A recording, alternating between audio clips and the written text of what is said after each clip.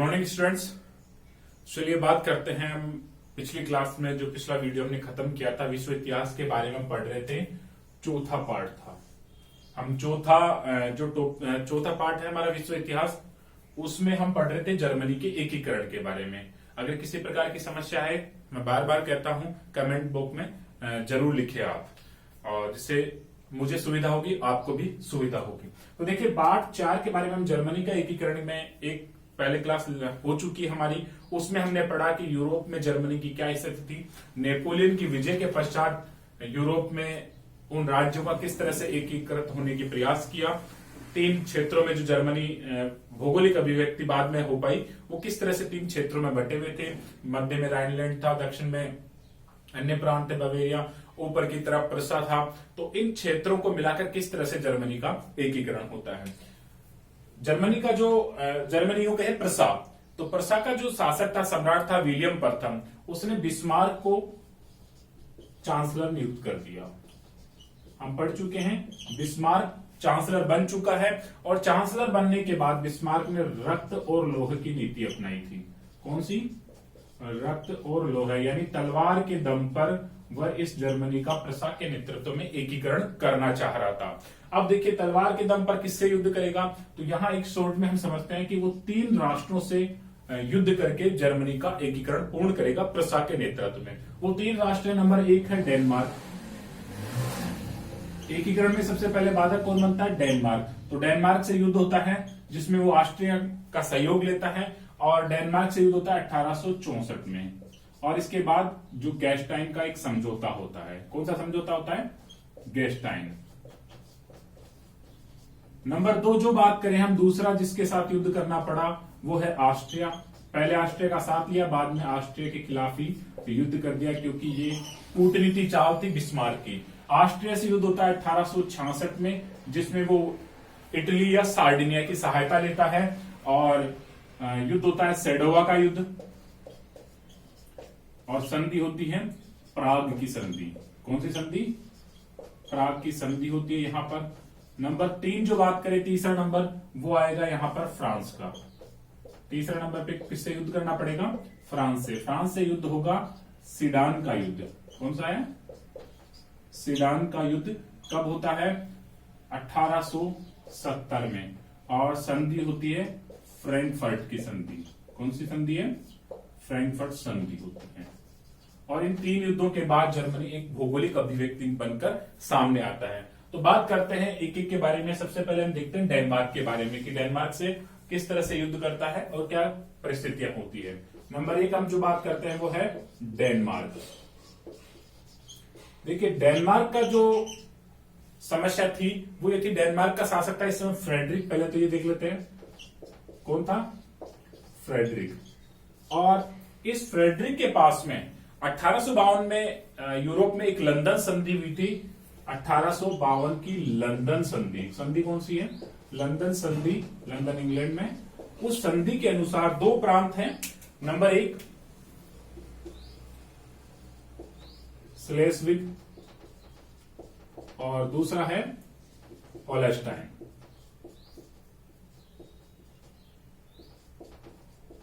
देखिए ये दोनों जो प्रांत, या यो कहे डची बोलते थे यूरोप में, इनको छोटे प्रांत थे। तो ये दोनों के दोनों महत्वपूर्ण थे, सामरिक दृष्टि से भी और भौगोलिक दृष्टि से भी। तो ये दोनों के दोनों, बिस्मार्क इन पर अधिकार करना चाह रहा था। अब सीधा इन पर अधिकार कर नहीं सकता। लंदन संधि के तहत ये डेनमार्क के प्रशासनिक अधिकार में दी गई थी, ना कि अधिकार में। केवल प्रशासन संभालेगा कौन? डेनमार्क, इस लंदन संधि के द्वारा। किंतु 1863 में, कब की बात है, जो फ्रेडरिक है वो इस लंदन संधि का उल्लंघन करके इन दोनों पर क्या कर लेता है? अधिकार कर लेता है, होल्स्टाइन और स्लेस्विग पे। यहां बिस्मार्क को एक कूटनीतिक चाल खेलने का मौका मिल जाता है। क्या मौका मिलता है? वो चाहता है इस मौके का फायदा उठाकर वो ऑस्ट्रिया को, जो ऑस्ट्रिया बाधक बना हुआ था, ऑस्ट्रिया को बाहर करना चाहता है। कहां से? इस जर्मन संघ से। जर्मन संघ से वो बाहर करना चाहता है, जो जर्मनी बाद में जर्मनी बना, उन राज्यों को मिलाकर बनाया गया था। क्या करता है इसके लिए? स्लेस्विग देखो जर्मन और प्लस जर्मन, और साथ में यहां पर डेन, जो डेनमार्क के थे, डेन जाति के लोग यहां पर थे। जबकि होल्स्टाइन में केवल जर्मनी के थे, जर्मन लोग जाति के लोग निवास कर रहे थे। यहां बिस्मार्क ऑस्ट्रिया को साथ में लेता है, किसको लेता है? ऑस्ट्रिया को। और इस फ्रेडरिक को या डेनमार्क को चेतावनी देता है 3 दिन की कि आप इन पर अधिकार नहीं कर सकते, इन पर अपना अधिकार त्याग दो। यहां से कोई जवाब प्रत्युत्तर नहीं मिलता है तो बिस्मार्क यानी प्रसा और ऑस्ट्रिया दोनों के दोनों मिलकर आक्रमण करते हैं डेनमार्क पे। डेनमार्क युद्ध में पराजित हो जाता है और पराजित होने के बाद 1864 में गेस्टाइन का 1765 में गेस्टाइन समझौता होता है। 64 में युद्ध हुआ और 65 में गेस्टाइन समझौता होगा। अब देखिए यहां पर बिस्मार्क एक चाल खेलता है। जो स्लेस्विग है, जहां पर जर्मन और डैन जाति के लोग हैं जो समस्या उत्पन्न कर सकते थे बाद में, इसलिए स्लेस्विग पर अधिकार किसका हो जाता है? युद्ध के बाद गेस्टाइन समझौते में यहां पर इस पर अधिकार प्रसा कर लेता है। नंबर 2, होलस्टाइन पे होलस्टाइन किसके अधिकार में दे दिया गया? ऑस्ट्रिया के अधिकार में दे दिया गया। दोनों ने मिलकर जीता था, दोनों ने आपस में बांट लिया। ये जर्मन जाति के लोग थे, ये इसलिए दिया बिस्मार्क ने कि अवसर हुआ, मौका मिला तो यहां पर विद्रोह करवाकर अधिकार कर लेंगे, ऐसा बिस्मार्क के दिमाग में पहले से था। इसके अलावा 2 चीजें और है। नंबर गेस्टाइन समझौते के बाद जो तीसरी चीज आई निकल के, लॉयनबर्ग का प्रदेश। एक लॉयनबर्ग का प्रदेश था, डची थी, वो प्रसा ने पैसे देकर खरीद ली। प्रसा ने क्या कर ली? खरीद ली, कुछ पैसे दिए ऑस्ट्रिया को और वो खरीद लिया। साथ में कील बंदरगाह, महत्वपूर्ण बंदरगाह था, उस कील बंदरगाह पर भी इसने कीलेबंदी का अधिकार प्राप्त कर लिया। किसने? प्रसा ने। ये ऑस्ट्रिया समझ ही नहीं पाया कि ये इस युद्ध के बाद क्या क्या परिस्थितियां बना ली बिस्मार्क ने। तो देखिए ये गेस्टाइन समझौते की बात की है। स्लेस्विग पर किसका अधिकार हो गया? प्रसा का। होलस्टाइन पर ऑस्ट्रिया का। लॉयनबर्ग का प्रसा ने खरीद लिया और कील बंदरगाह पर भी किलेबंदी का अधिकार ले लिया। ये डेनमार्क से युद्ध। और साथ में समझौता कौन सा होता है? गेस्टाइन समझौता 1865 में। किस किस के मध्य? जीतने वाले डेनमार्क उसमें शामिल नहीं किया गया। एक तरफ प्रसा का बिस्मार्क या विलियम प्रथम शासक जो था, दूसरी तरफ ऑस्ट्रिया का फ्रांसिस जोसेफ, दोनों मिलकर इसमें इस युद्ध के बाद इसको अपने अंदर शामिल कर लेते हैं, होलस्टाइन और स्लेस्विग को। अब देखिए ये पहला चरण। अब यहीं पर इसने पृष्ठभूमि बना ली बिस्मार्क ने ऑस्ट्रिया से युद्ध करने की, क्योंकि दिमाग में पहले से ही था, जहां मैं बता चुका हूं कि होलस्टाइन प्रांत दिया गया ऑस्ट्रिया को। क्यों? क्योंकि वहां जर्मन जाति के लोग थे। तो नंबर 2, अब किसका नंबर आने वाला है? ऑस्ट्रिया का। 2 साल बाद ही ऑस्ट्रिया के साथ युद्ध होगा 1866 में। युद्ध का नाम है सेडोवा या कोनिंग्राज। युद्ध का नाम क्या है? सेडोवा या कोनिंग्राज का युद्ध। और इसमें देखो जो बिस्मार्क है, यहां भी वो कूटनीति तैयार करता है कि भविष्य में उसको किस तरह से आगे बढ़ना है। तो इस युद्ध के लिए वो क्या करता है? जो होलस्टाइन प्रांत था, कौन सा? होलस्टाइन, किसके अधिकार में दे रखा था इसने? वो दे रखा था ऑस्ट्रिया के अधिकार में दिया था, जहां जर्मन जाति के लोग थे। तो यहां पर अब यहां इस समय इस क्षेत्र में विद्रोह करवा दिया। किसने? बिस्मार्क ने विद्रोह करवा दिया। तो परेशानी हुई ऑस्ट्रिया को कि बिस्मार्क से, तो आपस में तनाव बढ़ा। अब इस समय देखो परिस्थितियां क्या थी। नंबर 1 जो परिस्थिति देख रहे हैं वो है इंग्लैंड। इंग्लैंड तो यूरोप में हस्तक्षेप ही नहीं कर रहा था, पढ़ चुके हैं हम पहले ही। इंग्लैंड की नीति क्या थी? हस्तक्षेप नहीं करने की थी। तो चलो एक की समस्या खत्म हो गई, हस्तक्षेप नहीं कर रहा था। नंबर जो दूसरा प्रांत था बड़ा, वो था फ्रांस। फ्रांस को राजी कर लिया बिस्मार्क ने कि तुझे फ्रांस को राइन जो प्रदेश है, राइन प्रदेश देने का वादा कर लिया। किससे? फ्रांस से। तो दूसरे की समस्या खत्म हो गई। और इधर तीसरा था इटली। इटली समस्या उत्पन्न नहीं कर सकता था, पर इटली की सहायता मिल गई। क्या? इटली का एकीकरण हो रहा था सार्डिनिया के नेतृत्व में। तो इटली को कहा कि अगर तू युद्ध में मुझे सहायता देगा तो तुझे वेनेशिया का प्रदेश ऑस्ट्रिया से दिलवा देंगे। कौन सा? वेनेशिया का प्रदेश किसको दिलवा देंगे? इटली को दिलवा देंगे, ऐसा प्रसा कहता है या बिस्मार्क कहता है। नंबर 4 है रूस। इस समय अब देखिए रूस का क्या किया। रूस में पोलैंड क्षेत्र हमेशा के लिए समस्या बना हुआ था। तो पोलैंड में जो विद्रोह किया पोलैंड के लोगों ने रूस के खिलाफ, तो यहां पर सहायता कर दी किसने? बिस्मार्क ने सहायता कर दी, बिस्मार्क ने। तो रूस वैसे नहीं बोल रहा था, तो चारों देशों की बड़ों की समस्या खत्म हो गई। इंग्लैंड तो हस्तक्षेप नहीं कर रहा था, फ्रांस को राइन प्रदेश दे दिया कि तेरे को ये प्रदेश दे दूंगा, तो युद्ध में शांतिपूर्वक बैठा रहे, काम मैं अपने आप कर लूंगा। इधर इटली को वेनेशिया का दिलवाने का वादा कर लिया, रूस को पोलैंड विद्रोह में सहायता कर दी। परिस्थितियां निर्मित हो गई, होलस्टाइन में विद्रोह करवा दिया, और विद्रोह के बाद में अब युद्ध होगा। युद्ध में एक तरफ तो है ऑस्ट्रिया अकेला, और दूसरी तरफ इटली या सार्डिनिया और प्रसा। ऑस्ट्रिया के साथ में किसका युद्ध होगा? इधर प्रसा यानी जर्मनी, एक ही बात है, और साथ में इटली, या हम यूं कह सकते हैं सार्डिनिया, जिसके नेतृत्व में इटली का एकीकरण होगा। तो ये दोनों मिलकर एक साथ युद्ध करते हैं ऑस्ट्रिया के खिलाफ।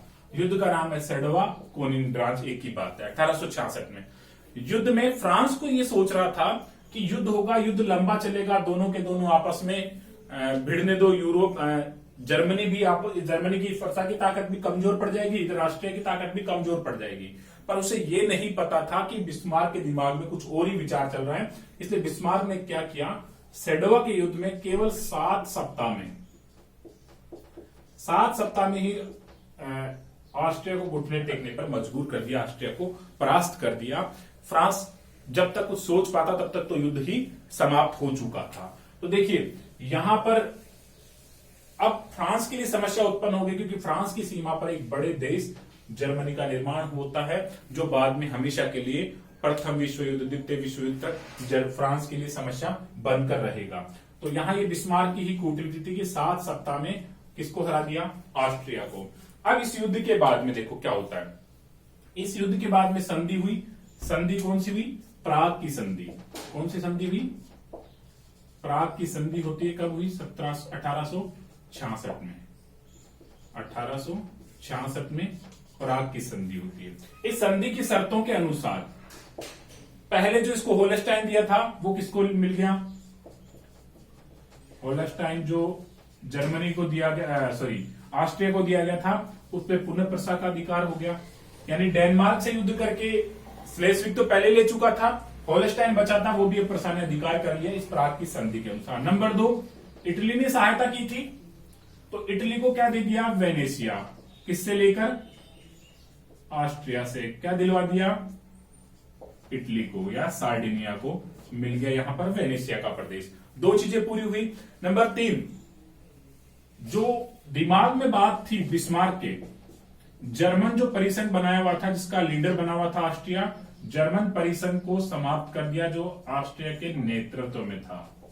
ऑस्ट्रिया के नेतृत्व में जो था उसको क्या कर दिया? इस जर्मन परिसंघ को समाप्त कर दिया, और इसका लीडर अब कौन बन गया? प्रसा इसका नेतृत्व करने लग गया इस संधि के अनुसार। अब फ्रांस को देखो, इसने वादा किया था तुम्हें राइनलैंड का प्रदेश दे दिया जाएगा, पर फ्रांस को राइनलैंड का प्रदेश भी नहीं दिया गया एक तरह से। नंबर 4, फ्रांस के साथ धोखा हो गया। फ्रांस को यहां पर कुछ भी नहीं मिलता है और फ्रांस देखता ही रह जाता है कि ऐसा क्या हो गया। तो ये था दूसरा ऑस्ट्रिया के साथ 1866 में सेडवा या कोनिनग्राज का युद्ध।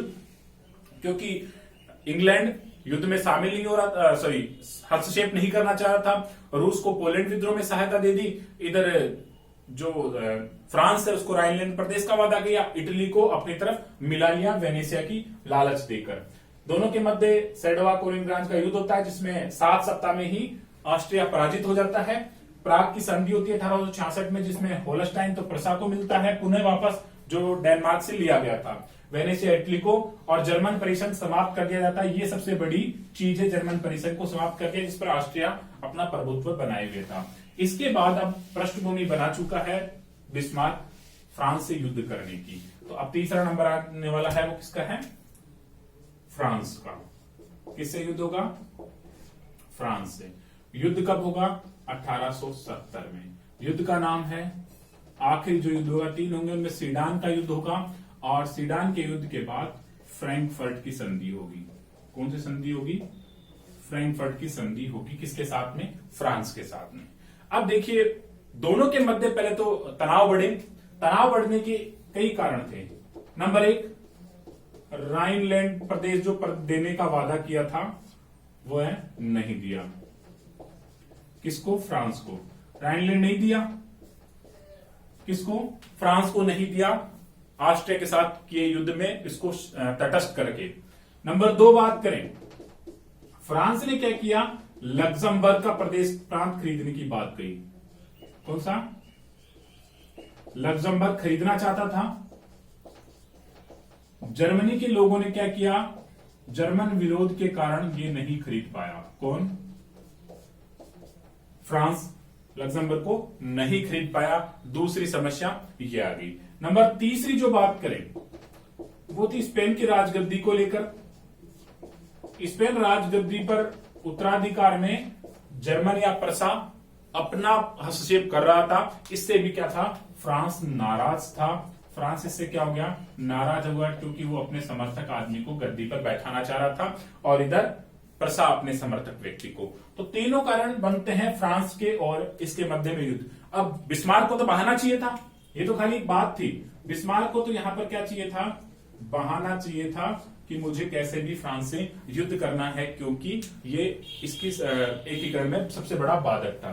तो देखिए किस तरह से इस बाधा को दूर करता है। ये कारण थे जो हमने पढ़े युद्ध के। अब इन कारणों को लेकर दोनों तरफ से तनावपूर्ण वातावरण बनता है यूरोप में। फ्रांस के लोग और जर्मनी के लोग यानी आपस में एक दूसरे का जो अखबार हैं, जो पत्र पत्रिकाएं हैं, उनके माध्यम से वातावरण को तनावपूर्ण बना दिया। अब ऐसे में क्या होता है? देखो युद्ध होता है और फ्रांस में इटली किसके साथ हो जाता है इस युद्ध में? प्रसा के साथ में। इटली किसके साथ हो जाता है?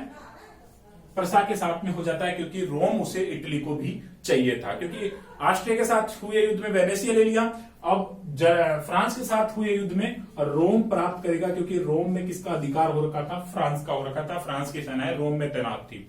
तो देखिए इसके लिए जो युद्ध होता है वो है जुलाई में, 15 जुलाई को 1870 को 3 ओर से आक्रमण किया जाता है जर्मनी द्वारा फ्रांस पर।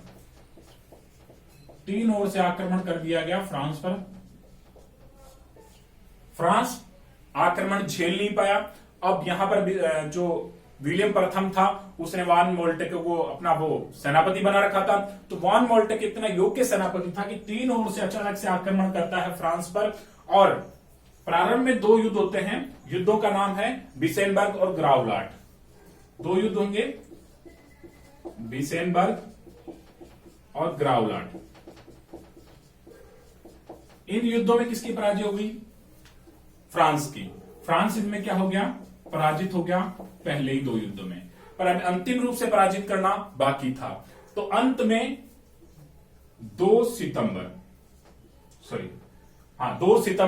1870 को 2 सितंबर 1870 को अंतिम रूप से किसको पराजित कर दिया? फ्रांस को। कौन से युद्ध में? सेडान के युद्ध में फ्रांस पूरी तरह पराजित कर दिया गया वॉन मोल्ट के द्वारा। कौन था सेनापति? वॉन मोल्टेक। वॉन मोल्टेक या वॉन मोल्टेक, इसके द्वारा फ्रांस को पूरी तरह पराजित कर दिया गया 2 सितंबर 1870 को। और इधर देखिए एक तरफ तो फ्रांस पूरी तरह पराजित हो गया, मौका मिल गया इटली को। जब हम इटली का एकीकरण पढ़ेंगे वहां देखेंगे कि युद्ध में साथ था कौन? इटली। तो इटली उधर जब फ्रांस को सेनाएं बुलानी पड़ी रोम से अपने इस आक्रमण को झेलने के लिए, या पर जर्मनी के आक्रमण को झेलने के लिए फ्रांस रोम से अपनी सेनाएं बुलाता है, तो रोम में आक्रमण कर देता है कौन? इटली, और रोम पर अधिकार कर लेता है। तो उधर इटली का एकीकरण पूरा हो जाता है और इधर जर्मनी का एकीकरण भी पूरा हो जाता है। अब यहां पर देखिए एक संधि होगी, फ्रैंकफर्ट की संधि। संधि बाद में होगी, उससे पहले राज्याभिषेक होगा, राजगद्दी मिलेगी विलियम प्रथम को जर्मनी की। राजगद्दी किसको मिलेगी? विलियम प्रथम। कहां का शासक था? प्रसा का। विलियम प्रथम राजगद्दी प्राप्त करता है। कहां जाकर? वर्साई में। वर्साई जो फ्रांस में है, फ्रांस का शीश महल कहा जाता है, राजधानी भी कुछ समय के लिए रहा था। तो वहां जाकर 18 जनवरी 1871 में 18 जनवरी सितंबर में युद्ध खत्म होता है 18 जनवरी 1871 में। वर्साय के शीश महल में राज्याभिषेक होता है किसका? विलियम प्रथम का, जर्मनी के सम्राट रूप में, जर्मन सम्राट के रूप में विलियम प्रथम का यहां राज्याभिषेक होता है। और इसके बाद फ्रैंकफर्ट की संधि होती है फरवरी में। फ्रैंकफर्ट संधि होती है जर्मन सम्राट विलियम प्रथम और फ्रांस के मध्य में। ये होती है 21 फरवरी 1871 में। फरवरी के महीने में दोनों के मध्य फ्रैंकफर्ट की संधि होती है। इस संधि की सामान्य शर्तें हैं जिसमें देखिए मेज, अल्सास और लोरेन 3 प्रांत हैं। मेज, अल्सास और लोरेन बड़े उपजाऊ प्रदेश थे, महत्वपूर्ण प्रदेश थे खनिज संपदा की दृष्टि से। वो तीनों के तीनों किसको देने पड़े? फ्रांस को। जर्मनी इनका अधिकार हो जाता है, फ्रांस से लेकर जर्मनी इनको छीन लेता है। नंबर 2 जो बात करते हैं युद्ध का हर्जाना। युद्ध हर्जाना भी फ्रांस को देना पड़ता है, किसको? जर्मनी को। युद्ध हर्जाना भी वो देता है, कितना देता है? 20 करोड़ पौंड। कितना? 20 करोड़ पौंड युद्ध का हर्जाना किसको देना पड़ता है? जर्मनी को। तो ये था देखिए जर्मनी का एकीकरण। यहां इस फ्रैंकफर्ट की संधि के बाद जर्मनी एक भौगोलिक अभिव्यक्ति बनकर निकलता है। विलियम प्रथम इसका शासक होता है, बिस्मार्क चांसलर बनता है, जिसकी कुछ समय बाद मृत्यु हो जाती है। तो ये था जर्मनी का हमने एकीकरण पढ़ा। नंबर 1 डेनमार्क से, दूसरा ऑस्ट्रिया से और तीसरा फ्रांस से। करने वाला बिस्मार्क रक्त और लोह की नीति से। डेनमार्क से 1864 में युद्ध स्लेस्विग और होलस्टाइन को लेकर ऑस्ट्रिया को साथ में लेता है और गेस्टाइन का समझौता होता है। नंबर 2 ऑस्ट्रिया चपेट में आता है। 1866 में प्राग की संधि होती है और स्लेस्विग होलस्टाइन जो प्रांत जर्मनी को दिया होता है उस पर भी अधिकार कर लिया जाता है और इटली को वेनेशिया मिलता है। इधर फ्रांस से सीडान का युद्ध होता है 1870 में और फ्रैंकफर्ट की संधि होती है। इसमें मेज, अल्सास और लोरेन के प्रदेश जर्मनी को मिलते हैं और साथ ही 20 करोड़ युद्ध हर्जाना। धन्यवाद। ये था हमारा जर्मनी का एकीकरण। इसके बाद हम पढ़ेंगे इटली का एकीकरण।